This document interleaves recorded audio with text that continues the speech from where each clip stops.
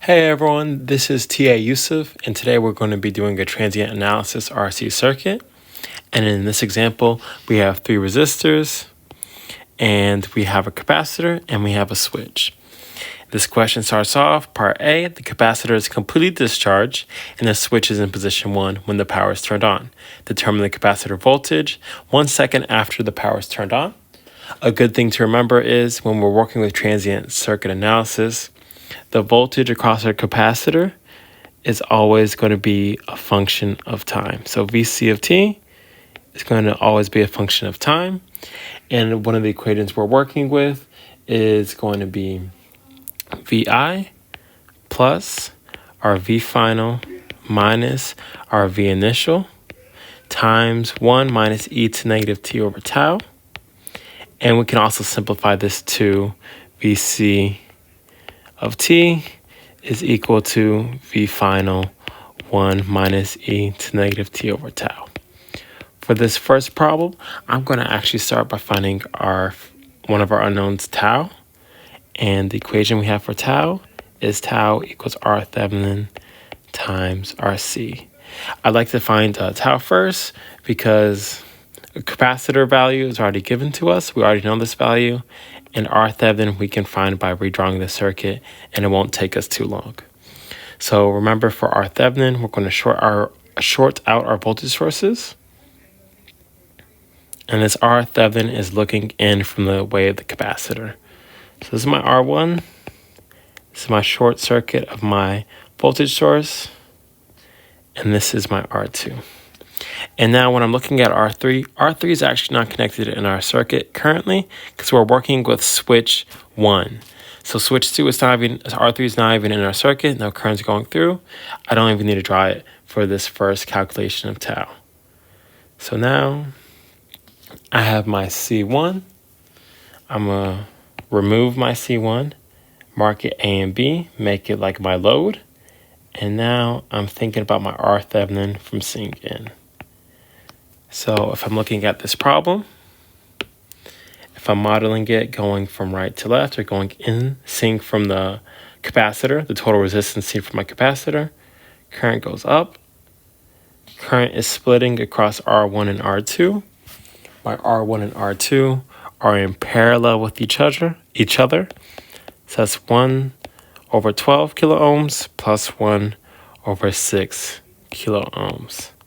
And this is all raised to -1. This is just adding 2 parallel resistors. And I'll get 4 kilo ohms as my parallel resistance. So now I can go back to my equation. And I said my tau is equal to 4 kilo ohms times 90 microfarads. And then I'm thinking that my tau is going to be in units of seconds. Tau is a time constant. We're thinking about time.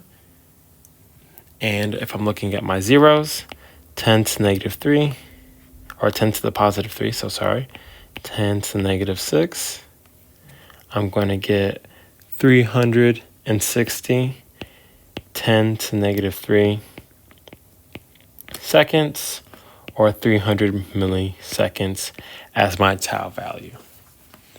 Okay. So now, and I also know this is based on switch is in position 1. So my capacitor is fully discharged and is at charging. So I'm going to move all this down to my charging section. So go down. We're saying VC of t is going to equal V initial. We know V initial is 0 volts because it says that the capacitor is completely discharged. 0 volts minus V final plus 0 volts, 1 minus e to -t over 360 milliseconds. Okay, we're almost done with solving this charging part of our equation. But we're still missing one value, and that is our voltage final for our capacitor. So what is the maximum voltage our capacitor can get to? And how we're going to solve for this, we're going to draw our circuit again, and we're going to model it. So I'm drawing my circuit again. I have my 18-volt battery source. I have my R1. I have my R2. And then I have my capacitor. And once again, I'm not drawing my R3 because in this charging circuit, the switch is at position 1 and R3 is not included in current flow. So something that I immediately see here is that R2 and my capacitor, if this is my ground node, and if I call this node B, my R2 and my capacitor are in parallel with each other. So I know that means the voltage of R2 should equal the voltage of that capacitor. So the voltage of R2 is equal to the voltage of the capacitor. I can find the voltage at R2 by using KVL, or I can use voltage divider rule. So I'm going to go ahead and use voltage divider because I don't want to find current, and I just want to use what they give me. I know the resistance values, and I know my total voltage. And a reminder, our equation for that is the voltage total times the resistance total as our denominator, and Rx, which in our case is going to be R2, is our numerator. And this will give us the voltage across R2. So we have 18 volts times 6 kilo ohms, and then 12 plus 6 kilo ohms. And this gives me 6 volts as my answer.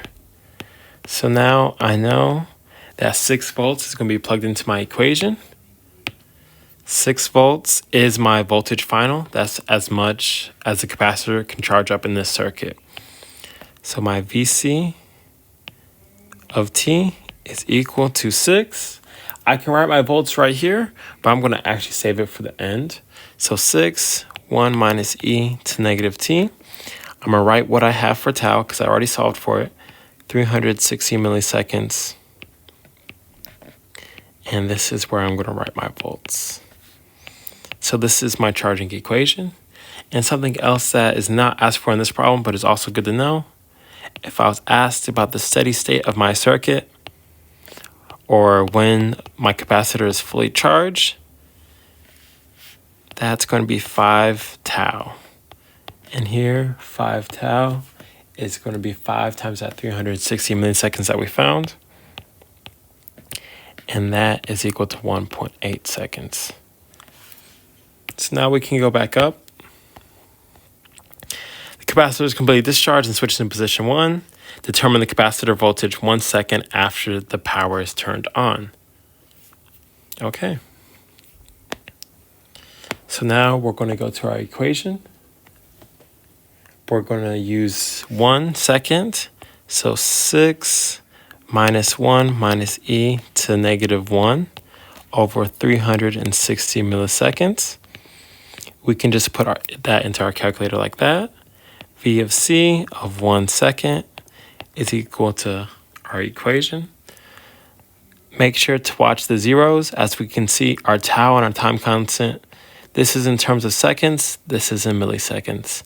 So make sure we watch our zeros when we plug it into our calculator. And we see it is equal to 5.63 volts. So our capacitor is not all the way charged up, or not all the way to 6 volts, but 1 second is almost 5 tau. It's a little bit less than 5 tau, so about 3 tau is our 1 second. So it makes sense, we're at that 83% mark. So this is our answer for VC at 1 second. Now the first question is done. I'm going to switch colors. And now it says 1 second after the power is turned on, the switch is thrown into position 2.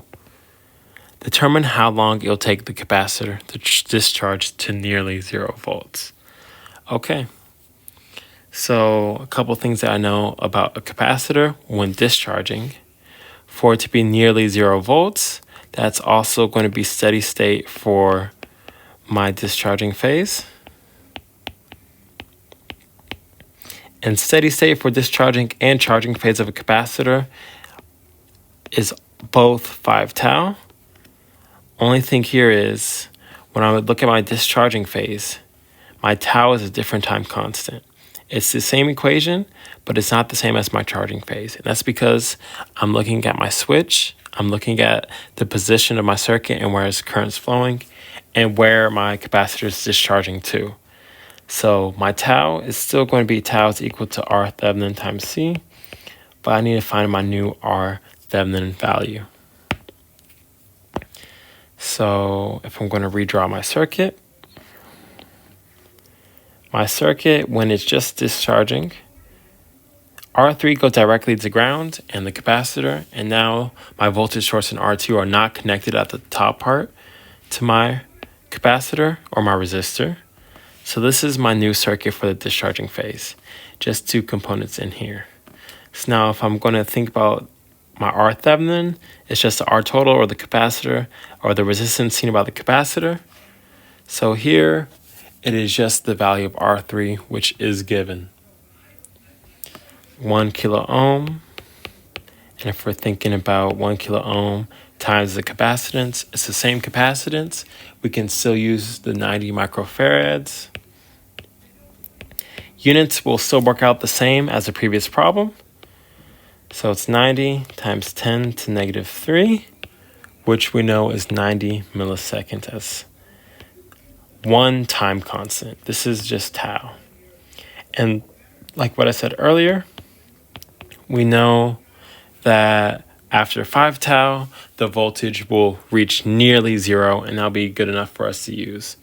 So that's when our capacitor is fully discharged. 5 times 90 milliseconds is going to equal 450 milliseconds.